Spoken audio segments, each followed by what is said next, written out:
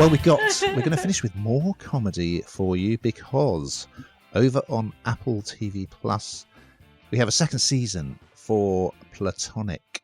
And here is a clip. If we want to stay friends this time, then we're going to have to do normal adult stuff, like couples dinners and stuff like that. Fine. Yeah. Couples dinner's fun. She got any dietary restrictions? She says she's allergic to gluten, but she's not. What am I supposed to do with it? Same thing I do with it. Nothing. How do I get that?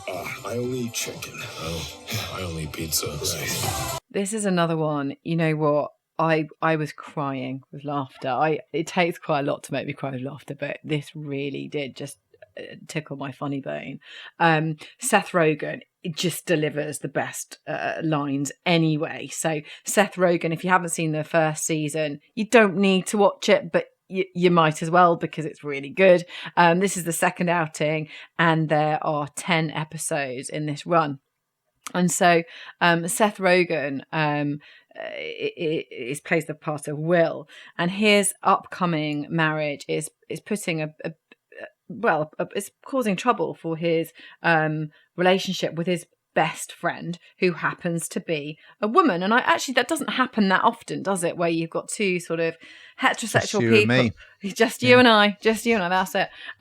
Who have really good mates and who confide in absolutely everything, and from the outside looking in, actually look like a couple, but they're not. They're actually just best mates, and they have had a rocky period in the past where they didn't speak at all. So this is kind of them, their mates again, and it's causing all sorts of problems because the woman in his life does not like his relationship with his best pal Sylvia, who's played by the very beautiful Rose Byrne, and they've got such a great relationship because Seth Rogen just does really silly things and she just kind of accepts it. She's in a long-term relationship as well. Her partner is completely fine about it. But in this series, he's also having a bit of a midlife crisis. Although his midlife crisis does mean that he looks very muscly. So I'm going with it. It's absolutely fine. So they do really crazy, chaotic things together. But in order for him to get married, he kind of needs to work out a bit more of an adult relationship with her and perhaps be a little bit less silly and make his wife to be feel less insecure. Well, of course, is he really into her? That's the other question. Does he really, really want to be with her or not? So there's that kind of jeopardy there as well.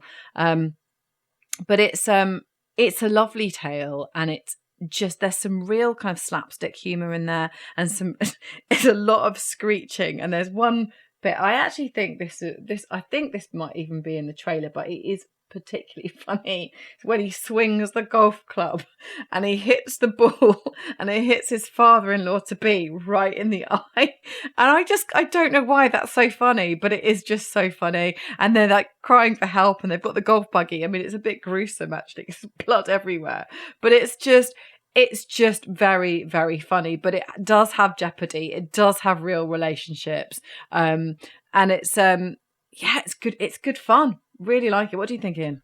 It is superb, I must say. And kind of Rogan's having a bit of a moment, isn't he? Like he starred in the studio. He's written loads of stuff as well. He's great in this. He wears some hilarious outfits in this, I must say. But he has always specialised in sort of playing a bit of a man-child who refuses to grow up. And in some ways, Will is sort of trying to grow up here, and he is engaged to this very wealthy businesswoman, Jenna, played by Rachel Rosenblum. But of course, he's having last-minute doubts. And, when Harry Met Sally kind of posed the question, the Nora Ephron film posed the question, can men and women be platonic friends? But kind of on the basis that, no, there has to be an attraction there. And of course, they end up sleeping together, don't they? That's not the premise in this. They just are platonic friends. You're not thinking, oh, are they going to get together? But yeah, so she organises the engagement party in episode 1, which just goes hilariously wrong. And I don't want to say too much about it, but they they run out of champagne, so they have to team up and go and try and buy some more. But he keeps calling it Veuve Clicquot, which is it's just so silly, but it's really funny. It sort of reminds me slightly of the Aussie comedy Colin from Accounts, but it's its own thing, and it's just an absolute delight. And Rose Byrne, I mean, yes, she's beautiful, isn't she? But she's so good at comedy. I mean, she was in Bridesmaids, wasn't she, as like the perfect friend to the bride, and she's excellent in this. She really is. So yeah, I'd not watched season 1 of this, and I absolutely love it.